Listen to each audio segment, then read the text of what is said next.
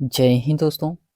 आज हम लोग यूपी टीजीटी पीजीटी के प्रीवियस ईयर क्वेश्चन को सॉल्व करने वाले हैं, जो कि ये सभी एग्जामों के पूछे गए क्वेश्चन हैं। केवीएस का इसमें दिया गया है, यूपी टीजीटी का दिया गया है, पीजीटी का दिया गया है, जीआईसी का भी क्वेश्चन है इसमें। तो सभी क्वेश्चन हैं इसमें प्रीवियस ईयर के, जो कि ये यूपी पीजीटी के लिए बहुत ही इंपॉर्टेंट है। हिस्ट्री की ये प्रीवियस ईयर क्वेश्चन है। तो इसमें पहला क्वेश्चन दिया गया है कि निम्नलिखित पशुओं समूहों में कौन सा समूह मोहनजोदड़ो की पशुपति मोहर पर अंकित है। तो मोहनजोदड़ो के पशुपति मोहर पर अंकित है। तो इसमें बाघ, गैडा, भैंसा और हाथी, बाघ, गैडा, भैंसा और हाथी, इन चार पशुओं का अंकन मोहनजोदड़ो के पशुपति मोहर पर अंकित किया गया है। तो ऑप्शन नंबर इसका डी वाला राइट आंसर होगा। ये आप देख सकते हैं केवीएस पीजीटी हिस्ट्री पेपर 2017 का क्वेश्चन है। फिर उसके बाद आता है क्वेश्चन नंबर सेकंड है कि सबसे पहले चार आश्रमों का वर्णन आया है, वह उपनिषद है। तो चार आश्रमों का वर्णन किस उपनिषद में आया है। तो ये जवालो उपनिषद में, जवालो उपनिषद में। ऑप्शन नंबर इसका डी वाला राइट आंसर होगा। फिर उसके बाद आता है क्वेश्चन नंबर थर्ड है कि निम्नलिखित में से कौन सा प्रशस्त्रयी प्रस्थानत्रयी में सम्मिलित नहीं है। तो कौन सा जो कि प्रस्थान त्रयी में सम्मिलित नहीं है। भागवत गीता ये प्रस्थान त्रयी में सम्मिलित है, उपनिषद ये भी है, ब्रह्मसूत्र ये भी है। भागवत ये जो कि ये भागवत प्रस्थान त्रयी में सम्मिलित नहीं है। तो ऑप्शन नंबर इसका बी वाला राइट आंसर होगा।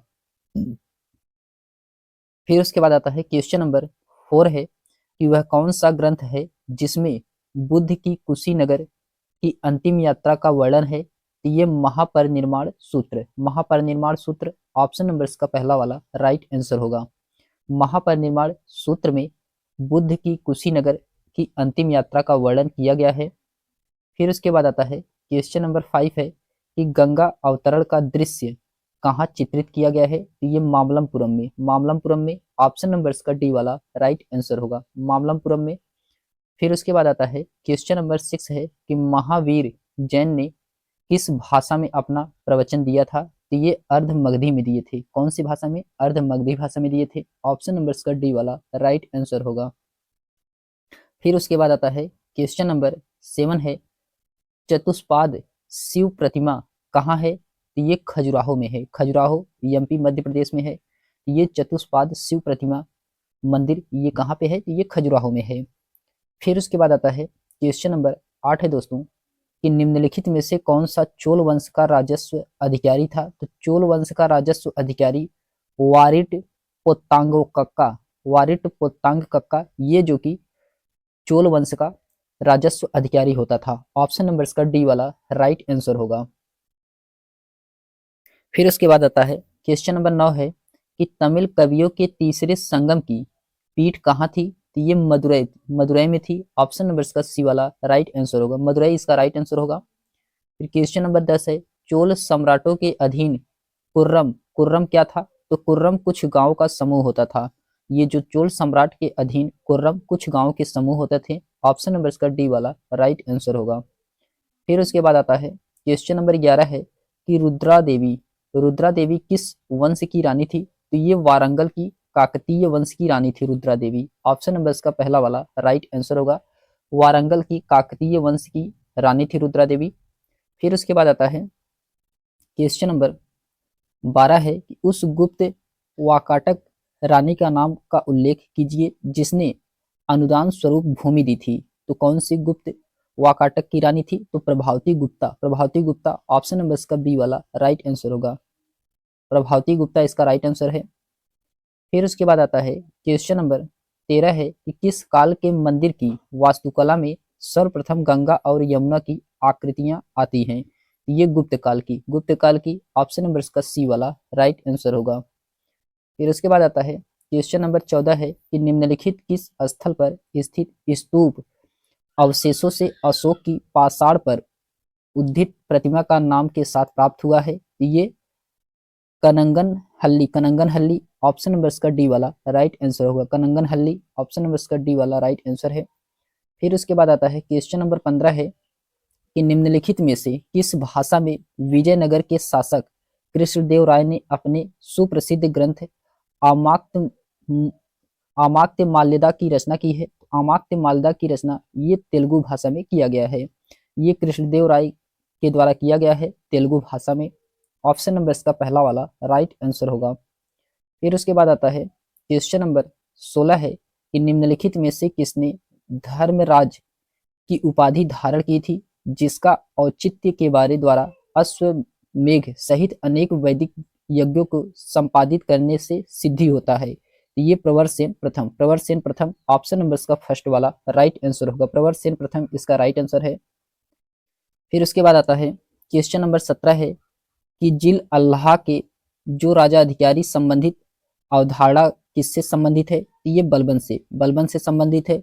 जिल अल्लाह जो राजा अधिकार संबंधित अवधारणा है ये बलबन से संबंधित है। ऑप्शन नंबर इसका पहला वाला राइट आंसर होगा। फिर उसके बाद आता है क्वेश्चन नंबर 18 है कि वह कौन सा प्रथम राज्य था जिसके विरुद्ध अलाउद्दीन खिलजी ने हमले की शुरुआत की थी? ये रणथंभौर था। रणथंभौर ऑप्शन नंबर इसका बी वाला राइट आंसर होगा।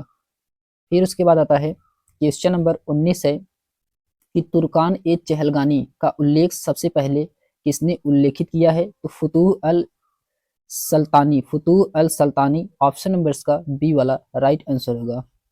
फिर उसके बाद आता है क्वेश्चन नंबर 20 है कि सुल्तान मोहम्मद बिन तुगलक के शासन क्षेत्र को हिंद और सिंध शब्द का प्रयोग किसने किया था? ये इब्न बतूता के द्वारा किया गया था। इब्न बतूता ऑप्शन नंबर इसका बी वाला राइट आंसर होगा।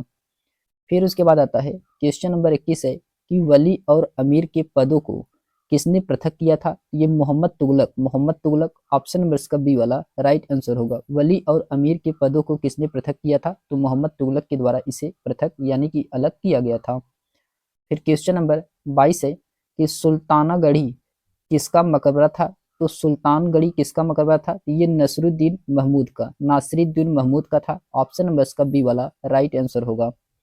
फिर उसके बाद आता है क्वेश्चन नंबर 23 है कि किस मंगोल सेनापति ने अलाउद्दीन खिलजी को हराया था? ये तरंगी ऑप्शन नंबर इसका ए वाला राइट आंसर होगा। तरंगी के द्वारा मंगोल सेनापति को अलाउद्दीन खिलजी को हराया गया था। फिर उसके बाद आता है क्वेश्चन नंबर 24 है कि सर्व कर किस पर लागू होता था? तो सर्व कर ये जल आपूर्ति बनाए रखने पर लागू किया जाता था। जल आपूर्ति बनाए रखने पर लागू किया जाता था सर्व कर। ऑप्शन नंबर इसका डी वाला राइट आंसर है। फिर उसके बाद आता है क्वेश्चन नंबर 25 है कि कौन सा दिल्ली सुल्तान हिंदू योगियों और मुस्लिम फकीरों के साथ बातें की थी? तो कौन थे? तो मोहम्मद बिन तुगलक थे। मोहम्मद बिन तुगलक ऑप्शन नंबर इसका सी वाला राइट आंसर होगा। मोहम्मद बिन तुगलक इसका राइट आंसर है। फिर उसके बाद आता है क्वेश्चन नंबर 26 है कि अहमद शाह ने 1748 में सफदरजंग को किस पद पर नियुक्त किया था? ये साम्राज्य का वजीर के पद पर नियुक्त किया गया था। ऑप्शन नंबर इसका पहला वाला राइट आंसर है। अहमद शाह ने 1748 में सफदरजंग को किस पद पर नियुक्त किया था? तो सम्राट वजीर के पद पर नियुक्त किया गया था। फिर उसके बाद आता है क्वेश्चन नंबर 27 है कि किस शासक ने विचार दिया था कि राज्य वास्तव में एक इस्लामिक राज्य नहीं हो सकता? ये जलालुद्दीन खिलजी के द्वारा कहा गया था। जलालुद्दीन खिलजी के द्वारा कहा गया था कि राज्य वास्तव में एक इस्लामिक राज्य नहीं हो सकता। ऑप्शन नंबर इसका सी वाला राइट आंसर होगा। फिर उसके बाद आता है क्वेश्चन नंबर 28 है कि अकबर ने फरजंद की उपाधि किसे दी थी? ये राजा मानसिंह को। फरजंद की उपाधि राजा मानसिंह को अकबर के द्वारा दिया गया था। ऑप्शन नंबर इसका डी वाला राइट आंसर है। फिर उसके बाद आता है क्वेश्चन नंबर 29 है कि पानीपत के तृतीय युद्ध में मराठों की ओर से लड़ते हुए मरने वाला मुसलमान सेनानायक कौन था? इब्राहिम खान गर्दी ऑप्शन नंबर इसका ए वाला राइट आंसर होगा। फिर उसके बाद आता है क्वेश्चन नंबर 30 है बखर क्या है? तो ये इतिहास रचना के वर्णनात्मक साधन है। तो ऑप्शन नंबर इसका पहला वाला राइट आंसर होगा। इतिहास रचना के वर्णनात्मक साधन है बखर।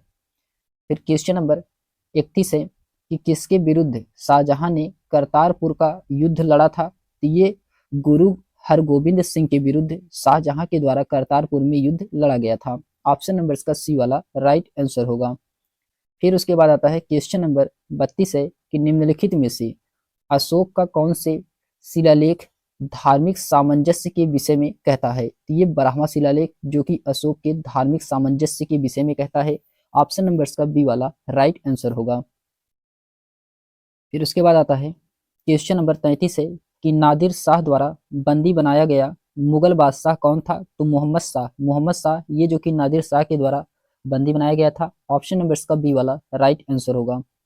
फिर उसके बाद आता है क्वेश्चन नंबर 34 है कि दारा सिकोह को मुलहिंद किसने कहा था। ये औरंगजेब के द्वारा कहा गया था। ऑप्शन नंबर का पहला वाला राइट आंसर होगा। फिर उसके बाद आता है क्वेश्चन नंबर 35 है कि निम्नलिखित में से कौन सा एक संस्कृति के विद्वान की सहायता से दारा सिकोह द्वारा तैयार किए गए उपनिषदों को फारसी अनुवाद की प्रस्तुति की थी। तो ये सिर ए अकबर, सिर ए अकबर ऑप्शन नंबर का पहला वाला राइट आंसर होगा।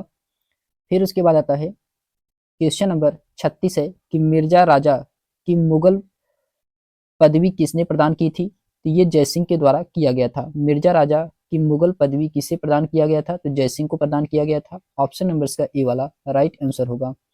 फिर उसके बाद आता है क्वेश्चन नंबर 37 है कि वह कौन सा हिंदू चित्रकार था जो जहांगीर द्वारा ईरान के शाह अब्बास प्रथम का छाया चित्र बनने के लिए भेजा गया था। तो ये बिशन दास, बिशन दास ऑप्शन नंबर का सी वाला राइट आंसर होगा। बिशन दास इसका राइट आंसर है। फिर उसके बाद आता है क्वेश्चन नंबर 38 है कि उस अंग्रेज अधिकारी का नाम बताएं जिसने चंद्रगिरी के शासक से वर्ष 1639 में मद्रास पट्टे पर लिया था। ये फ्रांसीसी डे ऑप्शन नंबर का बी वाला राइट आंसर होगा। फिर उसके बाद आता है क्वेश्चन नंबर 39 है कि निम्नलिखित में से कौन सा केंद्र भारत में डच वाणिज्य केंद्र नहीं था। तो हुगली, हुगली ये जो कि भारत में डच का वाणिज्यिक केंद्र नहीं था हुगली। ऑप्शन नंबर इसका पहला वाला राइट आंसर होगा। फिर उसके बाद आता है क्वेश्चन नंबर 40 है कि रॉबर्ट क्लाइव ने मुगल शासक से बंगाल और बिहार उड़ीसा की दीवानी किस वर्ष स्वीकार की थी। ये किस वर्ष स्वीकार किया गया था।